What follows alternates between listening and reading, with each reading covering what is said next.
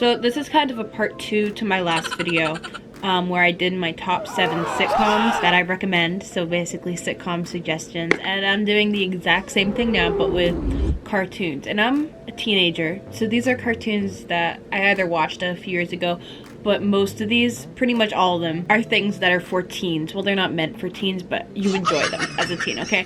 I have 8, and we're going from my least favorite of my favorites to my favorite of my favorites. After this, just comment what other videos you want me to do, because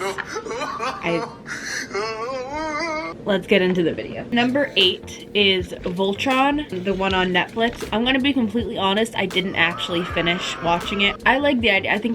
I don't know why I stopped watching it, but it's pretty good. So basically there's like this group of teenagers and they get sent off of Earth, and they happen to become pilots for like this lion robot thing. All the lion robots put together, that's Voltron, and the lions all come together. And they're like the paladins of Voltron, and they have to use that power to conquer the Galra Empire. That's the plot. Number 7, I watched it in middle school. Tiny Toon Adventures. Looney Tunes is on this list. It's after this one. Tiny Toon Adventures is kind of like, it's not a rerun of Looney Tunes like Baby Looney Tunes. That's not good.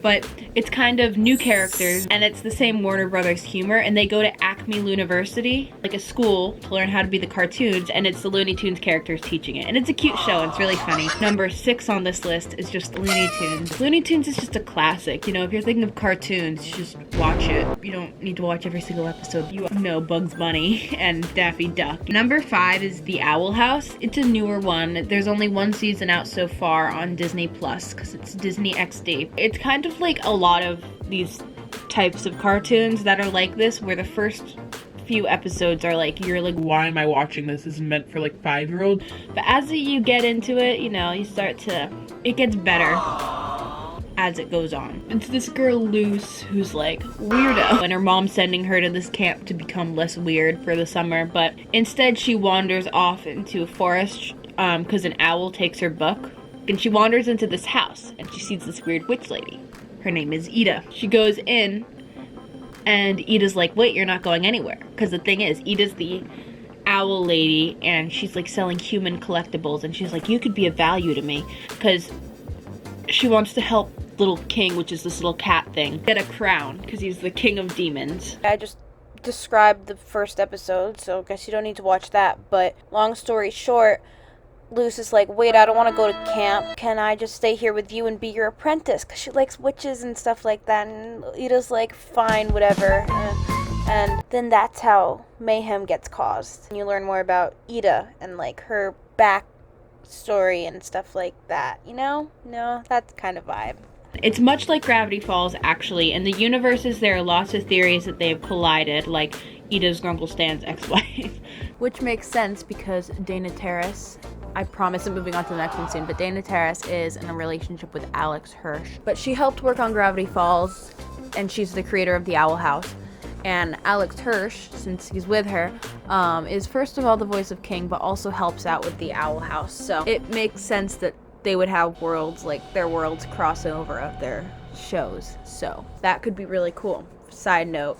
Moving on. Number 4 is Steven Universe. Again, kind of like a cartoon that at the beginning when you watch it, you're like, why am I watching this? And then it gets in, it gets more, like you get more invested as it goes on. So there are the crystal gems that came to Earth, and they kind of protect it from other gems, and there's like the Diamond Empire. Oh my gosh, I don't know how to explain, but this Steven, so basically he's like half gem because his mom was a gem, but his dad is a human, and they had Steven, but he has the rose quartz, which is his mom. He has her gem in him, so she was not able to stay when Steven was born, so he's just like has her powers, and so it's just him kind of learning to deal with it, and then once he does learn to deal with it, what happens? Number 3 is Animaniacs, another Warner Brothers one. It started in the 1990s, and I watched it all. I was in 4th grade when I watched it, and then I started rewatching some episodes when I was bored, and like now I actually get a lot of the jokes. And then recently, since it ended in the 1990s, Hulu bought it, and it's now being renewed on Hulu. So 2 seasons by Steven Spielberg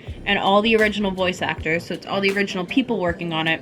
And there are 2 seasons. One has already been released. I don't know about the second one yet. There are new episodes with like modern things, modern yeah, modern problems, like they're learning how to use phones and the internet.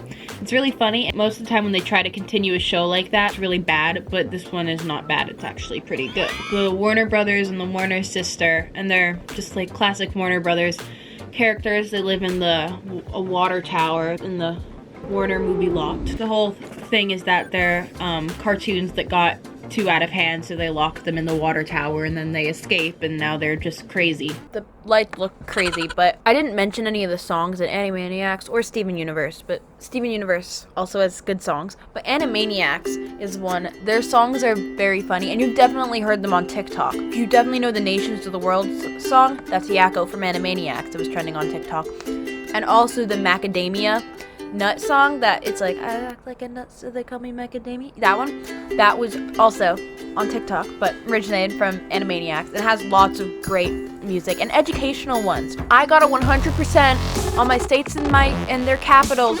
project test in 4th grade, and that was because of Wacko Warner singing the 50 US states and their capitals. I just memorized the song and I aced the test. Number 2 is Gravity Falls. I kind of mentioned it when I was explaining Owl House, but if you don't know what it is, it's about these 2 kids that are going to their great uncle's house, Grunkle Stan, Mabel and Dipper, and they're going to his house for the summer. It's called the Mystery Shack, where he basically like scams people, but that's just him being him. But basically, Dipper goes out into the forest and finds this journal. Some guy was writing down the paranormal things that happen in Gravity Falls, Oregon. Paranormal stuff happens in Gravity Falls.